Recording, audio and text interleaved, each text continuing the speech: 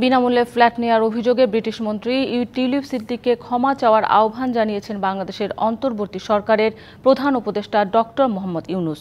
লন্ডনে টিউলিপ সিদ্দিকের সম্পত্তির উৎস তদন্ত করা উচিত। যুক্তরাজ্যের সংবাদ মাধ্যম দ্য টাইমসকে দেওয়া সাক্ষাৎকারে এমন মন্তব্য করেন তিনি।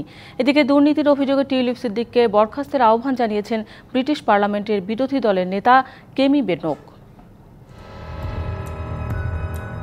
দুর্নীতি, সম্পদের তথ্য গোপন ও অর্থ আত্মসাতের একের পর এক অভিযোগে ব্যাপক চাপের মুখে পড়েছেন যুক্তরাজ্যের দুর্নীতি প্রতিরোধ বিষয়ক মন্ত্রী টিউলিপ সিদ্দিক।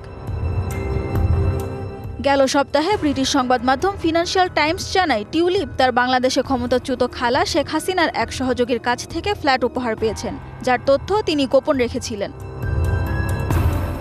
এবার সে বিষয়ে ব্রিটেনের সংবাদ মাধ্যম দ্য সানডে টাইমসকে এক সাক্ষাৎকার দিয়েছেন বাংলাদেশের অন্তর্বর্তীকালীন সরকারের প্রধান উপদেষ্টা ডক্টর মোহাম্মদ ইউনূস। বিনামূল্যে ফ্ল্যাট নেয়ায় টিউলিপ সিদ্দিককে ক্ষমা চাওয়ার আহ্বান জানান তিনি। মাঠের অলরাউন্ডার আমি, আর ঘরের allrounder Tylox. Tylox toilet cleaner, clean মানেই টাইলক্স। এ ধরনের লেনদেনকে ডাকাতি আখ্যা দিয়ে ডক্টর ইউনূস বলেন, লন্ডনে টিউলিপের সম্পদের উৎস তদন্ত করে তার অবৈধ মালিকানাধীন সম্পদ বাংলাদেশ সরকারকে ফিরিয়ে দেওয়া উচিত। এসব অভিযোগের মধ্যে এবার টিউলিপকে বরখাস্ত করতে প্রধানমন্ত্রী কিয়ার স্টারমারের প্রতি আহ্বান জানিয়েছেন দেশটির প্রধান বিরোধী দল কনজারভেটিভ পার্টির প্রধান কেমি বেনক। সামাজিক যোগাযোগ মাধ্যম এক্সে দেওয়া পোস্টে টিউলিপ সিদ্দিককে তার পদ থেকে বরখাস্ত করার দাবি জানান কেমি।